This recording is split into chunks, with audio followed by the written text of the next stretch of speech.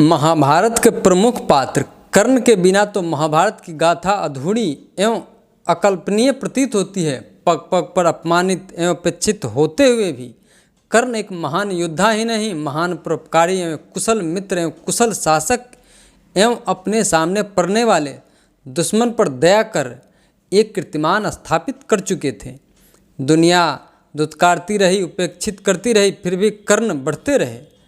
लेकिन एक समय भीम के द्वारा अपमानित करने पर स्वयं भगवान श्री कृष्ण नाराज हो गए थे। वीडियो में आगे बढ़ने से पहले आप हमारे चैनल को सब्सक्राइब कर लें और बेल आइकन को दबाना न भूलें। जब पितामह भीष्म, गुरु द्रोण सबने कर्ण से यह कहा कि शस्त्र चलाने का अधिकार सिर्फ क्षत्रियों को है, तब कर्ण हार नहीं माना और उसने अपने गुरु के रूप में भगवान परशुराम का चयन किया। बात चाहे योद्धाओं के प्रदर्शन का हो या द्रौपदी के स्वयंवर का, हर जगह विद्या को स्थान ना देकर कुल गोत्र को प्राथमिकता देकर कर्ण को बाहर का रास्ता दिखाया गया। द्रौपदी के स्वयंवर में भी कोई ऐसी बाध्यता नहीं थी कि उस स्वयंवर में क्षत्रिय भाग लेंगे। अगर ऐसी कोई नियम होती तो ब्राह्मण रूपी अर्जुन को भी तीर चलाने से रोक दिया जाता, परंतु अर्जुन से पहले जब हस्तिनापुर की ओर से कर्ण मछली की आंख भेदने पहुंचते हैं, तब स्वयं द्रौपदी यह कहकर रोक देती है कि कर्ण अगर मछली की आंख भी भेद देता तब भी मैं सूत के गले में वरमाला नहीं डालती। वैसे कर्ण जन्म से सूत नहीं थे, वे तो भगवान सूर्य के अंश में भगवान श्री कृष्ण के अपने सगे फुफेरा भाई थे। एक अधिरथ सूत के यहाँ लालन पालन के कारण सदा से उपेक्षा सहते रहे भीम और कर्ण का सामना जब जब होता तब तब भीम अपने वाक से कर्ण को पीड़ा पहुंचाने में पीछा नहीं रहते। भीम सदा कहते मुझसे युद्ध करो कर्ण, परंतु कर्ण भीम की बातें सुनकर अपना रथ दूसरी तरफ मोड़ लेते। सारथी से कहते कि इस तरफ से रथ हटा लो, तब भीम रथ के आगे खड़ा हो रथ को रोक देते और कर्ण से दोबारा कहते तुम पीठ दिखाकर भाग रहे हो। क्योंकि धनुष बाण चलाने की सामर्थ्य एक क्षत्रिय राजकुमार में होती है, एक सूत पुत्र में नहीं।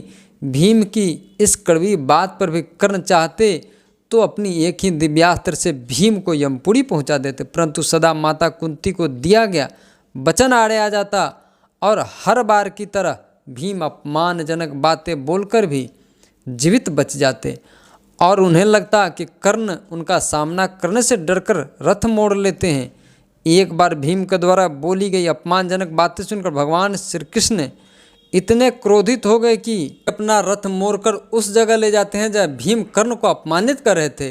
अर्जुन ने भीम द्वारा बोली गई बात को सुनकर ग्लानि से भर गए। उन्हें उस समय भ्राता भीम और भ्राता दुर्योधन में कोई फर्क नहीं दिख रहा था। उस समय भीम द्वारा बोली गई बातें इस प्रकार की थी, रे सूत पुत्र कर्ण, तुम धनुष नहीं रथ चलाने के योग्य हो, गलती से तुम्हें भगवान परशुराम ने प्रशिक्षित कर दिया। और भीम हंसते हैं।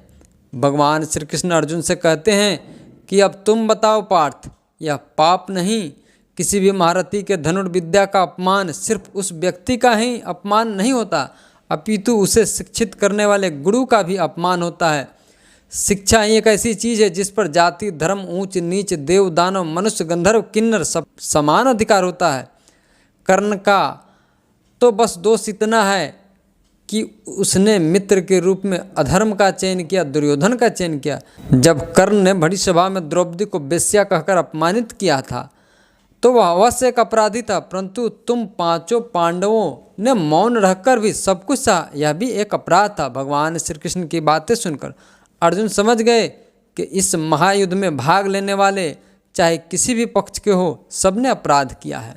भगवान श्री कृष्ण कहते हैं किसी वजह से इनको कुरुक्षेत्र में आना पड़ा और देर सवेर सबको दंड तय है। युद्ध में सबसे बड़ा अपराध किसका था, कमेंट कर बताएं। और चैनल पर नए हैं तो चैनल को सब्सक्राइब करें, बेल आइकन को दबा लें और वीडियो को शेयर करना ना भूलें।